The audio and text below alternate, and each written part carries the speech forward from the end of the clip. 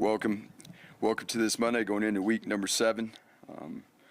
We were working to build off of the momentum we built in the second half. It was a great Sunday in terms of being able to watch and see the difference of those two halves and the consistency we had in the second half and what that looked like, as a team.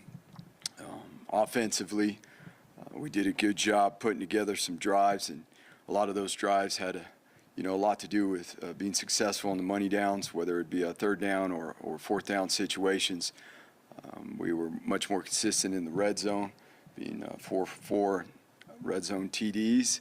There's a 13-play drive in there too that it was huge to see the whole team come together in terms of the offense, and a lot of guys contributed to that. We had fourth down, some third down plays in there, so we're excited to build off of that.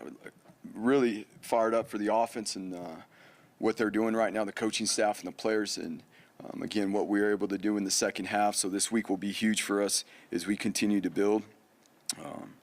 Defensively, we played in the second half like we practiced. It did take us a little while to get going, but it was awesome to see the guys in the second half really dial in into the pre-snap and execute, technically and fundamentally like we've been talking about, and really do an unbelievable job holding the opponent to 0 points in the second half, getting off the field on third downs, fourth downs, playing with a passion. A bunch of guys jumped in there and made plays, whether it was in the front or in the secondary. And so, that was one half that now we can build off of as a whole team. We can carry that over. Guys are excited about that. They see it. They realize, that the preparation's done a certain way and there's a level of consistency, what it can look like. So we're extremely excited to get back on the field tomorrow and get going. You guys looked at the film and kind of analyzed, play calls, the reps, all that. How do you guys think it went in terms of dividing up the reps at quarterback there? At the quarterback position? Yeah, and we knew going into it, there was a plan. TG's going to start, but how we can use Maddox in certain situations that he's shown to be effective, which he was in the game. There were some critical third down long plays that we were able to execute. One went for a long touchdown to EMAC, another one Mad Dog actually ran. So it was awesome to see that. They both do certain things really well, but they both also do the same things really well too. So it was cool to see how the staff was able to put that together, and obviously we took care of the ball better in the second half, so we were able to sustain drives, keep the ball moving, and how we were able to use both our quarterbacks and really, all situations. It built flow for the team. Felt like we really found our stride, and that's where I say it's exciting to see as we move from game to game. As we always talk about, we're going to face different defensive structures, different defensive plans. The awesome part about this is we can put ourselves in a position to be the best we can, depending upon what we're getting from a defense. I think one of the big things that goes along with it as well is that there's nothing that exemplifies the teamwork it took the other night. These two guys is just how the two quarterbacks celebrated together when one led a drive and scored, the other one was out there. The other one led a drive and scored, the other one was out there to congratulate them, to work together as a team. This team cares about each other, passion. Obviously, you don't do what you do. You don't do what we did the other night if that wasn't the case. So it's exciting to build forward off of it. Again, it's going to take a lot of hard work and preparation this week. We got another, the Mountain West is full of tough opponents week in and week out, and we go on the road this week. You have the plan, it, we don't, and all that in fans. But we just look at who plays, and we don't know the reason why all the time. But some of the in-drive, when you would switch on a third down here a couple of times, how do you evaluate letting a guy kind of have the drive versus that play works better for this guy? What's the, pros and cons of mid-drive changing quarterbacks? Yeah, and so we've studied this. I mean, this isn't something that, we've done it here before. We've used two quarterback systems. We've studied it so that we did have a good plan in terms of there's certain drives. Obviously, TG's going to start the game, and he's going to be the focal point of it, but depending upon how the game goes, we got behind in the first half, right? Similar to the previous game when Mad Dog was able to go in there and move the ball down the field in the pass game. The game will call for what these guys do well. There's certain situations within a drive that we feel the team will be better. We can execute higher if maybe TG's in there. Maybe if Mad Dog's in there. And that's the cool part about it, is getting that feel as we go along. There's been many successful teams that have used 2 quarterbacks, teams that, have gone on to accomplish their goals at the end of the year. And so as we move along here, this being really the second week, that's why I say it's exciting. We have an idea of what it looks like based off of our initial plan. For the most part, it played out as, Bush prepared it and brought it together, and the rest of the staff through the course of the week. And again, it may not look the exact same every single week, and that's a benefit to us too, so that there's not tendencies in which each guy is doing. You talked about studying it, but what did you learn Saturday night that maybe you didn't know or didn't validate, coming into this game in terms of what you can use moving forward with the 2 quarterbacks? With the 2 quarterbacks? Yeah. Well, Mike, I mean, the long run on the 3rd and long, right? Mad Dog can run too. That's the nice part about it. TG made some throws as well. The things that we saw is both guys are capable of executing the offense. In some pieces of the offense, certain situations, we've been with these guys as we were talking about. We're there at practice. We analyze. We have all the numbers. Some have just been a little efficient, but they're both really good players. We're very fortunate to have both these young men. Not only can we do this because of their abilities, their talents, but because of who they are too, and their humility and how they work together. There's no animosity between them, even though they're competing for reps. What does that say about them as leaders and as people? Yeah, there's no doubt. I think that's a huge part of being able to do this. I thought TG handled it exceptionally well. And, in here for us as a program, Eric McAllister got player of the game, as an offensive player, but it very well could have been TG. Mad Dog gets freshman player of the week. That's what we want. We want the production. We talked about early on in the season about developing this team that we knew we had some young players. We knew we were going to need to be able to develop the depth in all 3 phases. And as we've gone through the beginning of the season, we've been able to do that. We've also talked about knowing and our personnel and what they do best. I felt like we did a really good job with that, as an offense and as a defense. We had guys step into the game plan in the second half this past week and step in the roles that they necessarily didn't practice. They stepped up. They did a good job. That's what we need to continue to happen. That's football. It's next man up. And, just in particular to the quarterbacks, again, these are 2 tremendous young men that come from great families. And so the values that they have, the character that they have, allows us to be able to do this. Just to confirm, this is your quarterback system, this is your offensive system moving forward as we Yeah, stand now? we plan to continue to use them both. TG is our starter, and we plan to use, Mad Dog in certain situations, and we will continue on with it as we move forward. As a defensive guy, they obviously bought in and stuff, but was there a process to it, like earlier in the week? Because, the quarterback position is unique. There's only one of them gets to be on the field at the same time. So when you have to relinquish snaps, I'm sure there is like a little bit of a mental hurdle you have to get over. So, what was that kind of process like? It always starts with great communication, and that starts with the plan and being able to communicate the plan. And I'll say this about how Bush and the offensive staff, how we handled it, and just making sure that we in here understand what the plan is and how we're going to do this. It's not easy. You're right. It's not easy. It's never easy.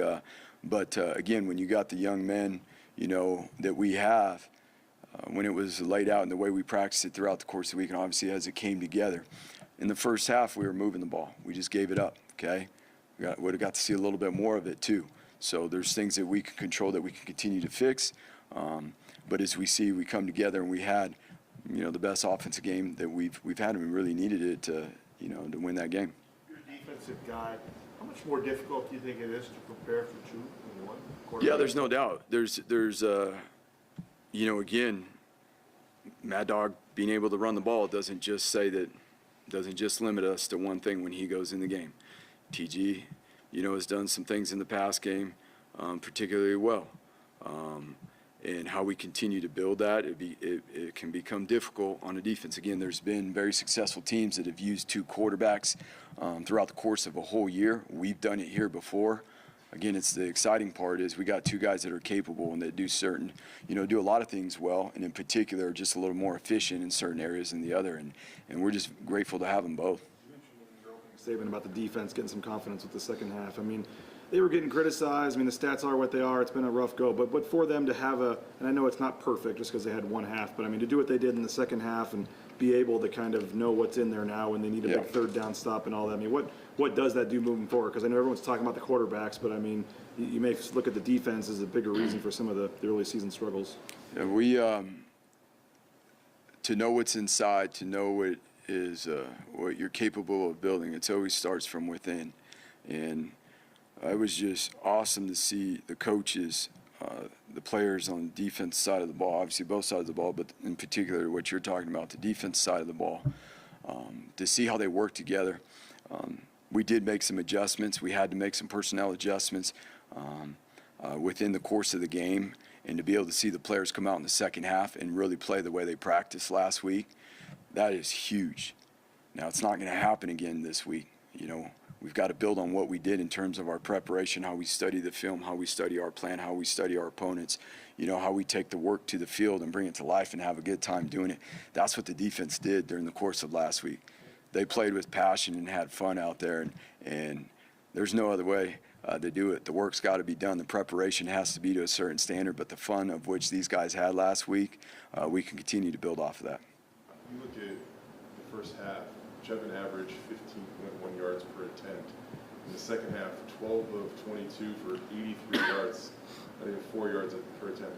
How were you able to make him so uncomfortable? Because he was moving around a lot there in the second half.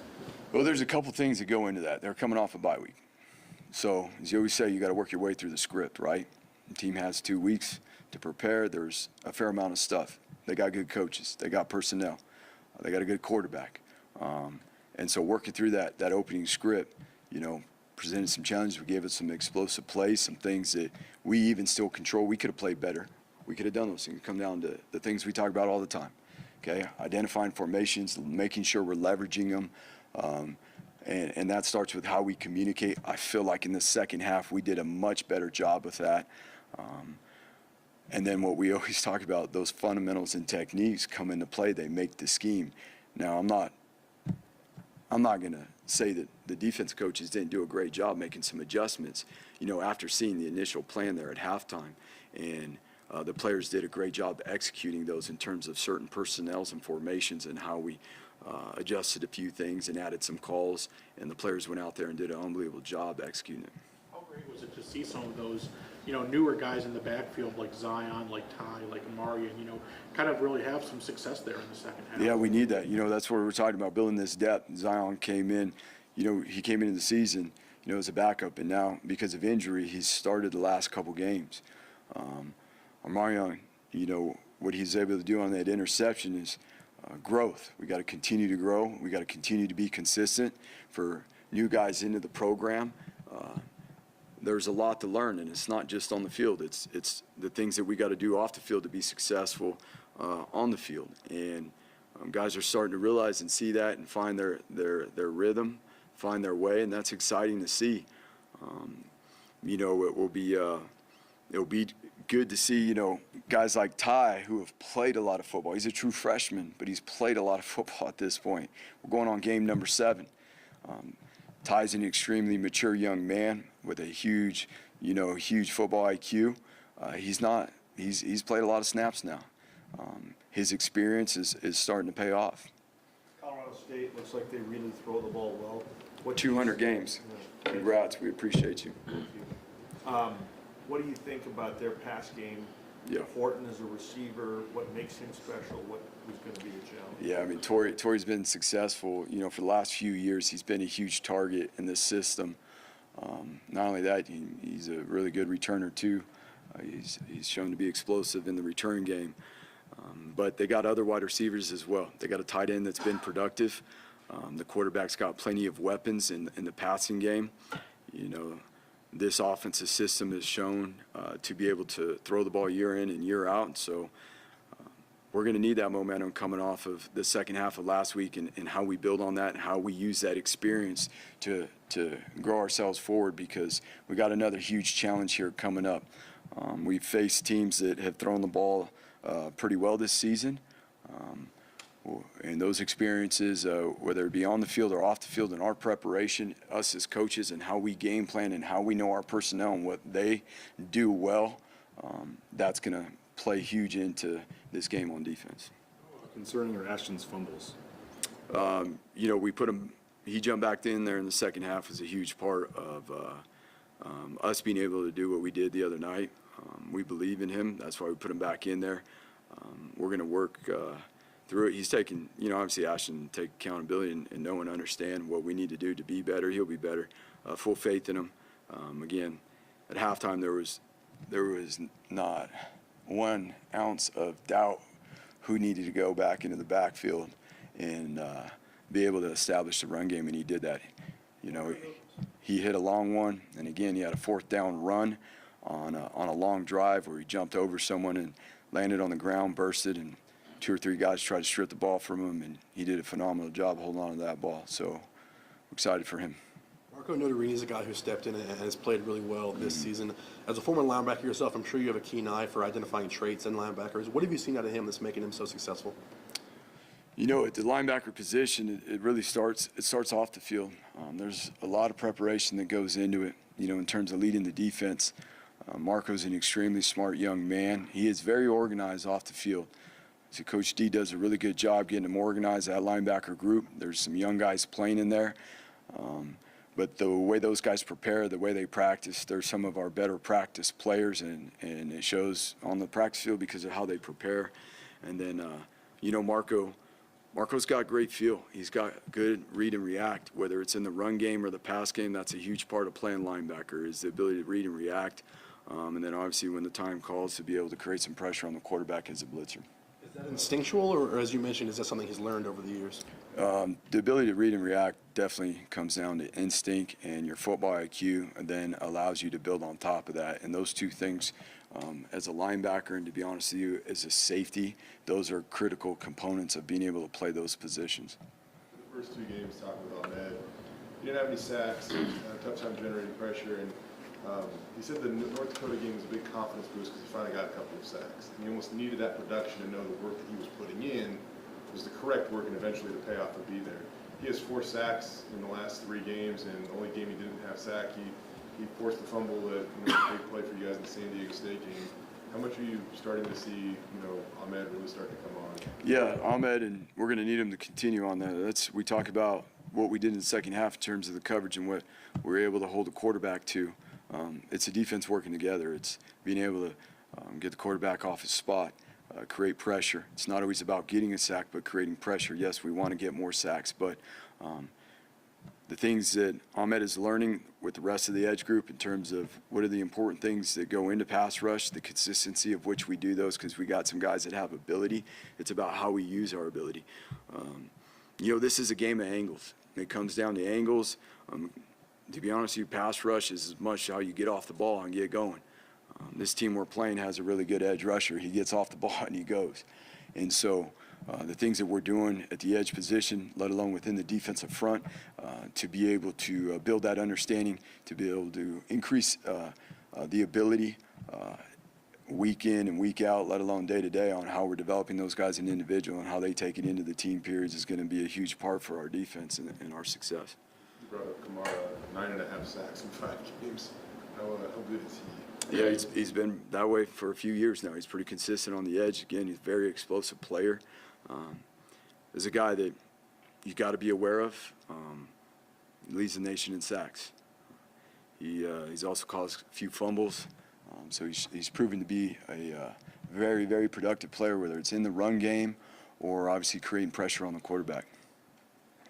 Excuse me, you guys had some defensive starters that went out in the second half. Some did come back, but not all of them. Obviously, it looked like Simpson was playing edge at one point. Yeah. Were there some other maybe adjustments? Yeah, that there's you some made things that went going on. unnoticed? Yeah, without a doubt, there's some things going on in the defensive front, and that's what I'm talking about.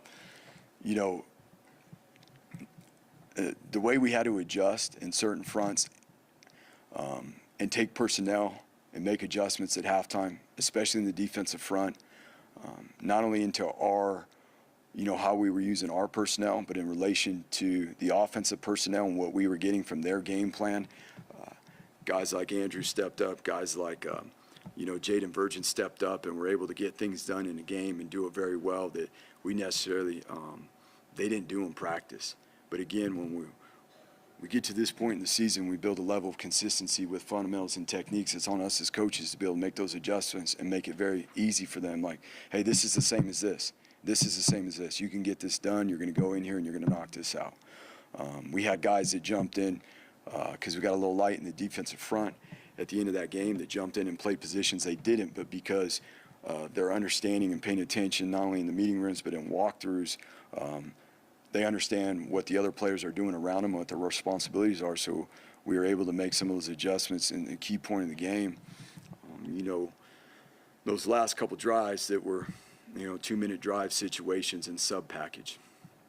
Kind of an off-the-wall question, but, when your playing days kind of was the start of the NCAA football video game frenzy, did you ever play as yourself in those video games?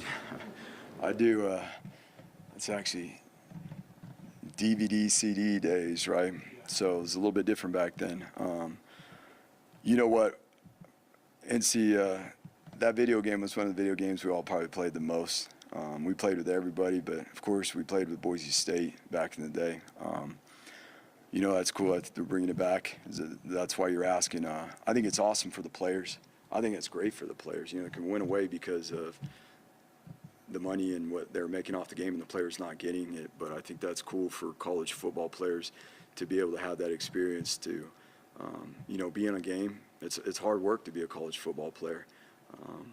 And not all the guys always get to be on the field. There's only so many starters and guys that are on there, but it's an awesome deal for college student athletes to be on that game and to have it. How accurately did they usually portray you? I don't know. I don't remember. That's a long time ago. Andy, how many times have you, I feel like I've heard it with recruits though, but how many times have you heard the story of like, oh yeah, I played with them because they got the blue field on the NCAA video game? Like, I don't know how many times I've heard a recruit say that about this place. That happens a lot. We're starting to get a little bit away from that generation because the game's been gone for a little bit now, but that is definitely a big part. That blue field, is a big part of college football. It symbolizes a whole lot that we're very grateful to be a part of.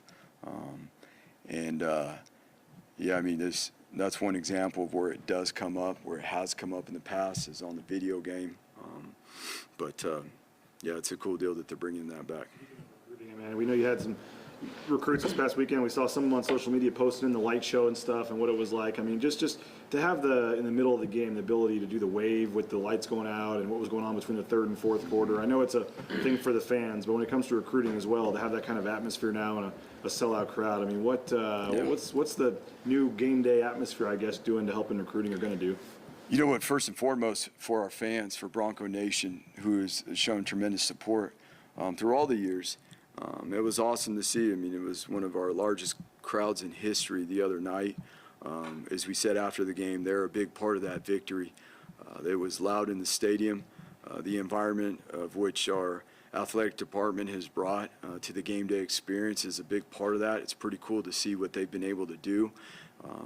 And they keep trying to find ways to get better and do it better. If it's good, it can be better, and that's the approach that they take, and it's pretty cool to see, how the athletic department has built that. For us here, it is, to be able to have a home field environment where you get to play in that, the hard work that goes into all this for the young men and, for the staff to being a part of this, it makes it worthwhile. It has obviously an effect in recruiting too, to know that you're going to be able to come to a place and have that type of an environment for your, for all your home games, to be able to have fans that support like that. That was a tremendous experience, all the way around for everybody in the stadium the other night. How much is Eric McAllister growing every week, and what is his ceiling? Yeah, we continue to see him make some big-time plays in critical situations. Since probably, Mike, about this time last year is really when it started to click for him. And again, people get to see what they do on the field, but it really clicked off the field when he made a decision that he was going to approach the game a certain way and how he was going to prepare and maximize his opportunities that he was getting in the game. Because this time last year it was just a little bit, right? I mean, it was probably 15 plays maybe, but he started taking advantage of those 15 plays. You know, maybe the ball came to him 2 or 3 times. He built on his preparation process and how he was going to study and prepare, and eventually, you know, what you put into anything is what you get out of it. And so now we are where we're at now, and we can't stop that. We got to continue to build.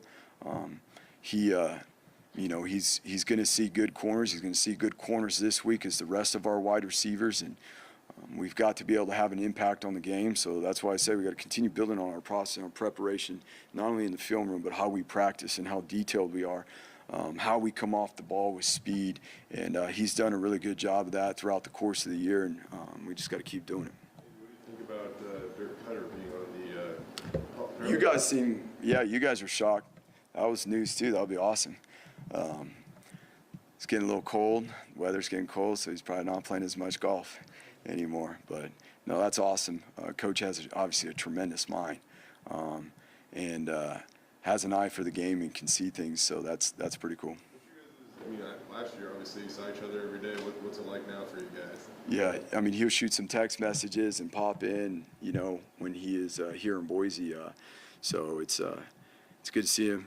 Glad he's keeping busy. Again, he's an extremely hard worker and he's got a tremendous mind. So it's not shocking that, you know, for him to continue to be a part of the game.